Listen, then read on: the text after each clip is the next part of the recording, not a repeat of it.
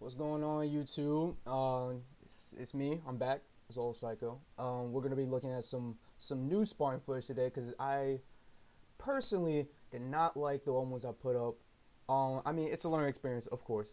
Um, but I wanted to put out some new stuff for you guys to see and for us to discuss over and analyze. So let's have some fun real quick and look over these new sparring footages. Just a disclaimer for anyone who hasn't been here before: I am a beginner. Obviously, never heard of me before. Not professional. I haven't even fought in an amateur fight yet. This is just all the knowledge that I'm talking about in this video are stuff that I've gathered from in my gym and just watching matches. So keep that in mind. Um, anyone that wants to give any critique or anything, anyone who knows their stuff, just post a comment below. And yeah, I'm done talking. Enjoy the video. And this is like his first day sparring, but I'm like, bro, you don't get your shin pads? Where your shin pads at? Because usually for the striking portion, it's like more like a kickboxing type thing. So you kind of need your shin pads, but since he didn't, this round was just like boxing. Kind of a bad angle, but so at first I was just trying to test him, see if like how he was gonna react to my jab, because that's usually that's like the knowledge check with beginners. How can you deal with my jab? If you can't deal with your jab, you suck. You're bad. Okay, so yeah, just like feeling him out with the jab, seeing how he reacts to it. He's kind of biting on my feints and my jabs a little bit too much, to the point like he's just look at the way he kind of flinches at it. See how he's going back like super far, and like in this way he's like getting away from my jab, but he's not able to counter me. I mean, if it was like say if it was kickboxing, he'd be able to kick me like right here if he wanted to, but since it's boxing, he's not able to attack me from here because he backed away too much.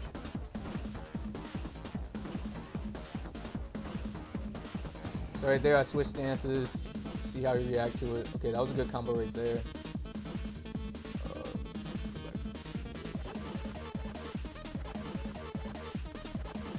So I think he kind of flailed a little bit. So he kind of like, I think he tried to throw a feint, maybe. I don't know. This is goofy right here. I don't know what that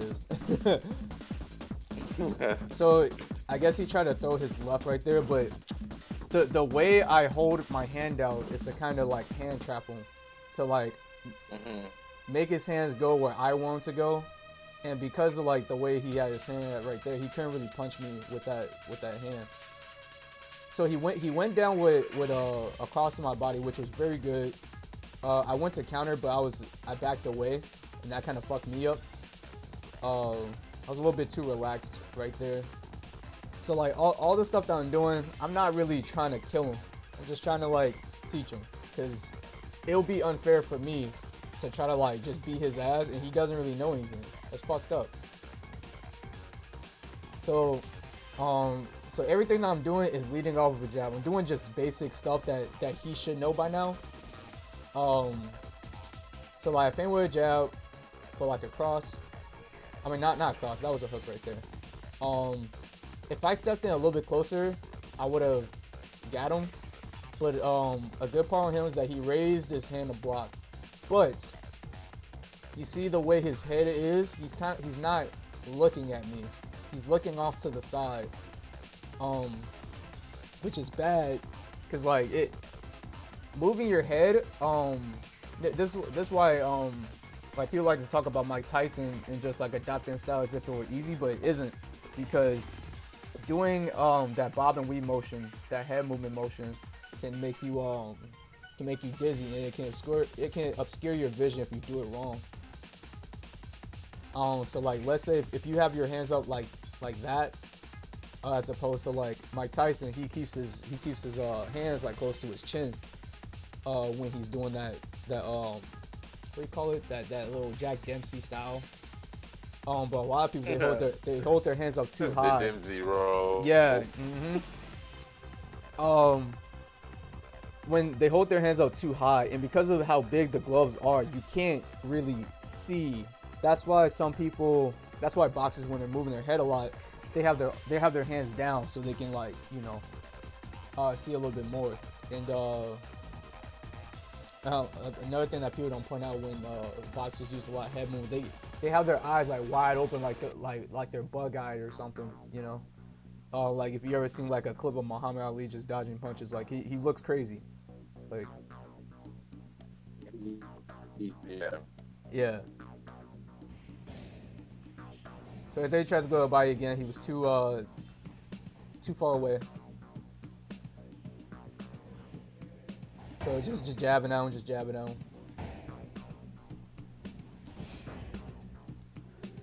So right there, I slipped that one, but I kind of slipped a little bit too hard. So he got me good in the body right there.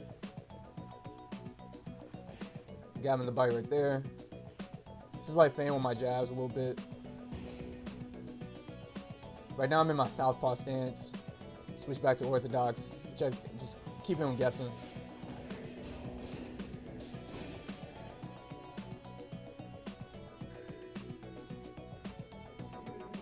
So I'm just trying to...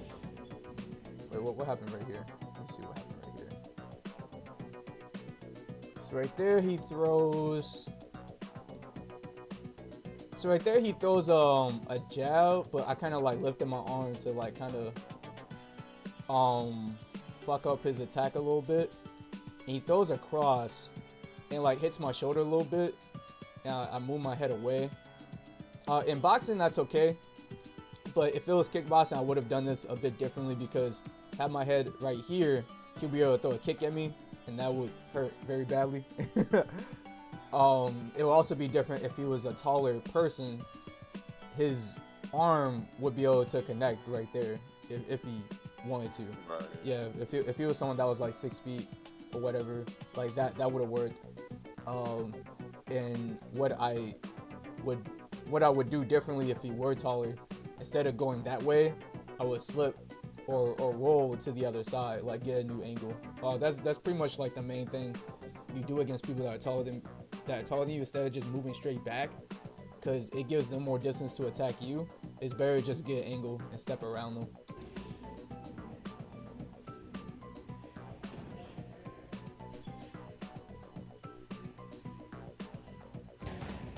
So right there, so at this point, I kind of knew he was trying to go for the body a bit, because he wasn't going to hit me in the face.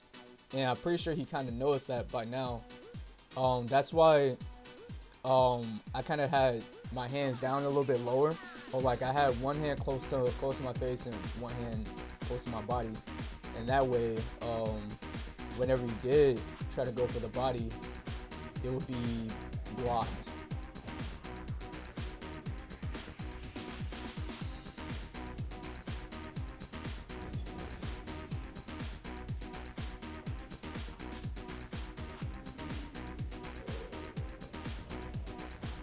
So right there, just trying to confuse him a little bit. Kind of wave my right hand, go for my left.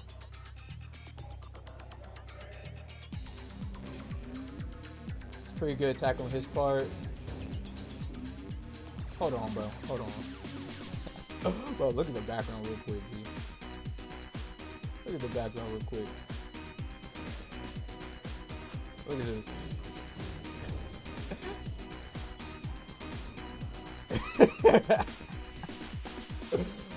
Oh shit, bro. Damn, hard as hell.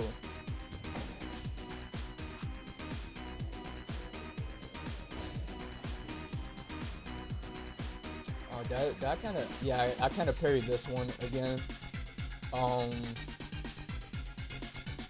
Yeah, I think that's one thing I kind of adopted by watching other fighters on accident. But it might just be instinct. Like, I would just kind of like put my hand right there and parry. And that way it kind of like, it kind of helps me, because since I like to keep my hands a little bit, parrying kind of protects me a little bit. So that's what some people in karate like to do, from what I heard. karate guys like to keep their hands down, and like when you like attack them, they tend to parry and step to the side instead of like, you know, just moving straight back or blocking, you know. So right there, staying a little bit close.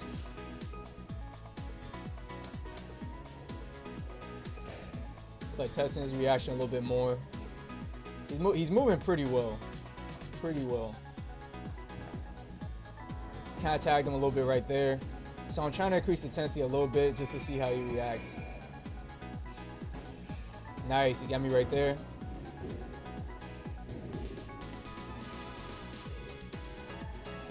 Got him with a hook right there. So just trying to see how he reacts to pressure. So just like how I said before, notice how he's moving.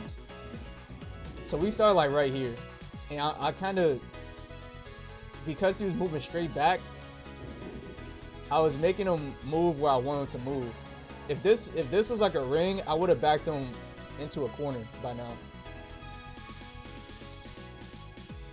Because he's just stepping back instead of like not getting angles on me. If you get any angles on me, he would have been able to do a lot better.